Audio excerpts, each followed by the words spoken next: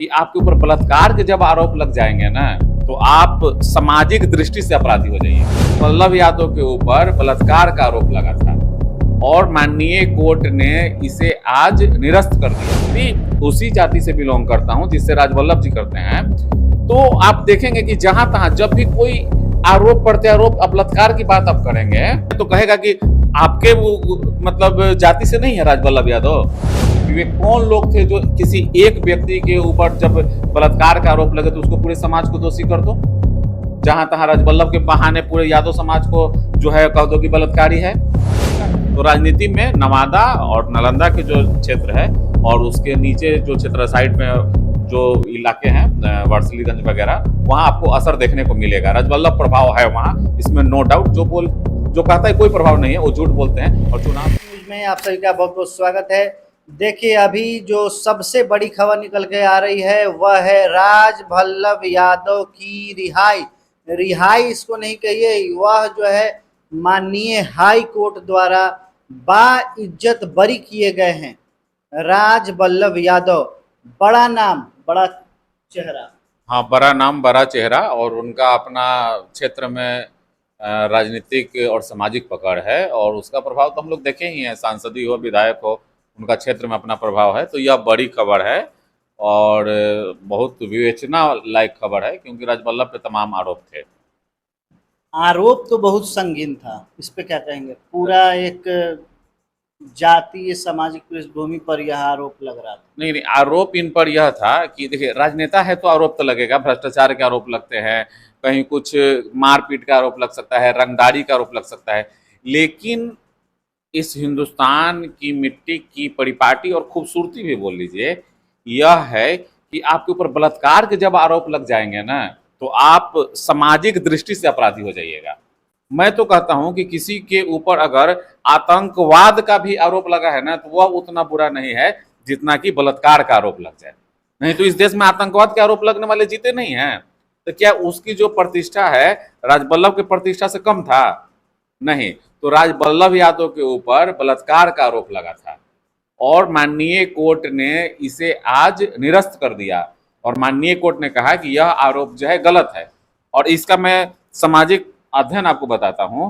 राजवल्लभ के ऊपर जो आरोप लगाए गए थे बलात्कार का, इसका सामाजिक चिंतन करना बहुत जरूरी है। राजवल्लभ के बहाने जहां तहां सोशल मीडिया तो हम लोग बहुत दिन से देख रहे हैं ना, और मैं भी उसी जाति से बिलोंग करता हूं जिससे राजवल्लभ जी करते हैं। तो आप देखेंगे कि जहां तहां जब भी कोई आरोप प्रत्यारोप बलात्कार की बात आप करेंगे, आप आसाराम का बापू का नाम लेंगे जो कि नाबालिग केस में अभी बंद है और उनके ऊपर जो है कोर्ट जो है साबित भी कर दिया था। तो वहां पे जैसे आप आसाराम का नाम लेंगे तो कहेगा कि आपके मतलब जाति से नहीं है राजवल्लभ यादव, बच्ची के आरोप बलात्कार का आरोप है। तो वहां इस जाति को शर्म से झुकना पड़ता था कि नहीं भाई, हमारे जाति का मतलब एक व्यक्ति के ऊपर इस तरह का आरोप है। तो आरोप लगना और उसको साबित होना, दोनों में फर्क है। माननीय कोर्ट राजवल्लभ के आरोप को, राजवल्लभ जी के ऊपर जो आरोप लगा था उसको निरस्त कर दिया, बोला कि गलत है ये।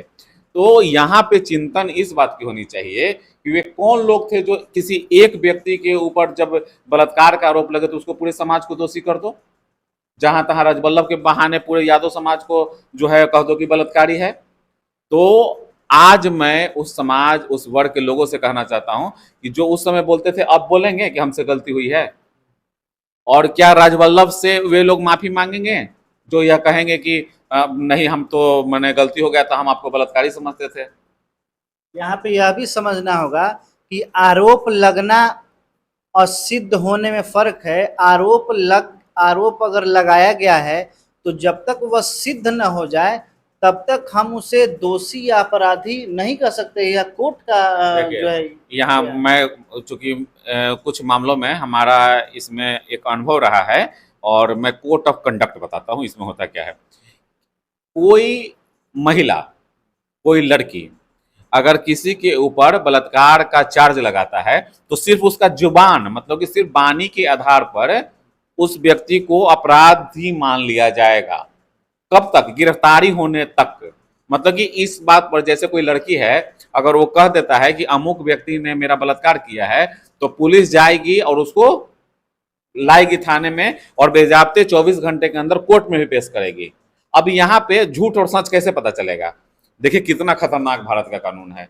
झूठ और सच का जो विभेद है वो अंतर इस आधार पर पता चलेगा कि कोर्ट अगर पूछता है उस बच्ची से, जो भी मजिस्ट्रेट या जो कोई भी हो या डीएसपी जिसके सामने भी बयान हो, कोर्ट अगर उस लड़की से पूछता यह है कि आपका बलात्कार कहाँ हुआ था, तो लड़की कह देगी अगर कि नहीं उस अमुक घर के 3 तल्ला पर मेरा मैंने तीसरे तल्ले पर मेरा बलात्कार हुआ था। अगर 3 तल्ला उस घर में है तो फिर आपको ऊपर चार्ज लग सकता है, अगर 2 तल्ला है तो फिर लड़की का बयान जो है झूठा हो जाएगा। मतलब मैं एक एग्जाम्पल आपको बता रहा हूं, इतना संगीन है बलात्कार का मामला। और खास करके दामिनी बलात्कार कांड के बाद जो दिल्ली में बहुत फेमस था, दामिनी बलात्कार कांड पर जो पूरे देश में उबाल मच गया था, उसके बाद कानून बहुत सख्त कर दिए गए हैं। और पॉस्को एक्ट तो बेहद खतरनाक, इसमें नॉन बेलेबल है, 8 साल की सजा है और इसको कोई भी कोर्ट चैलेंज नहीं कर सकता है। अगर पॉस्को एक्ट साबित हो गया है तो सुप्रीम कोर्ट चले जाइए या कहीं भी। हम आसाराम बापू का देख रहे हैं ना, भारत के हर वकील जो है प्रयास किया और इतना बड़ा रुतबा आसाराम बापू का। मैं उस समय दिल्ली में ही था, जब वो आसाराम बाबू पर उतरते हैं गाड़ी से तो उसके बाद तो क्या ही कहें, हुजूम हजारों लोगों की भीड़ जो है जैसे लगा कि पुलिस को दबोच लेगा। लेकिन कानून कानून है और भारतीय कानून का जो अपमान करता है और कहता है कि यहाँ के बहुत कानून जो है लचीला है, उसको आसाराम बापू केस का अध्ययन करना चाहिए। आपके करोड़ों का रुतबा, अरबों का प्रभाव, संख्या बल, धार्मिक गुरु जो कुछ भी हो, अगर आप अपराधी हैं तो आपको सजा मिलेगा। और उसी कानून के तहत जो है राजवल्लभ जी को आज निरपराध जो है घोषित किया गया है। देखिए राजवल्लभ तो बाहर आ गए, और बाहर आने का जब वो जेल में थे तब तो नवादा जो है उनके प्रभाव में रहता था। अब तो वो बाहर आ गए, नवादा और उससे सटे इलाके में क्या राजनीतिक बदलाव होने की संभावना है? देखिए बिहार में राजनीति बहुत तेजी से बदल रहा है।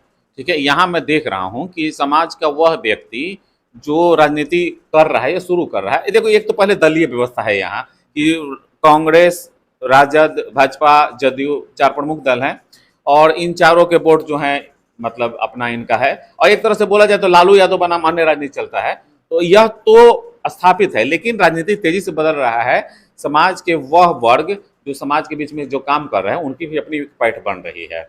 तो राजवल्लभ यादव का जो राजनीतिक कैरियर रहा है उसमें हम देखे हैं उनके वोटों का प्रभाव, उनका प्रभाव, तो इससे इनकार नहीं कर सकते हैं कि क्षेत्रीय प्रभाव है उनका। तो इसका मतलब है कि समाज के बीच में भी उस व्यक्ति के अपने कार्य रहे हैं। तो जब वो जेल से बाहर आए हैं और क्षेत्र में जाएंगे तो असर तो पड़ना ही है। अब संभावित रूप से मुझे लगता है कि जदयू में जाएंगे या बीजेपी में जाएंगे या गैर राजद कोई भी दल हो वहां वो जाएंगे तो उसका तो पलड़ा भारी रहेगा, उसका प्रभाव रहेगा। तो राजनीति में नवादा और नालंदा के जो क्षेत्र है और उसके नीचे जो क्षेत्र साइड में जो इलाके हैं वारसिलीगंज वगैरह, वहां आपको असर देखने को मिलेगा। राजवल्लभ प्रभाव है वहां, इसमें नो डाउट। जो कहता है कोई प्रभाव नहीं है वो झूठ बोलते हैं और चुनाव परिणाम में आप इसका असर देखेंगे। तो यह तो भविष्य के गर्भ में है कि क्या राजनीतिक उठापटक होगा।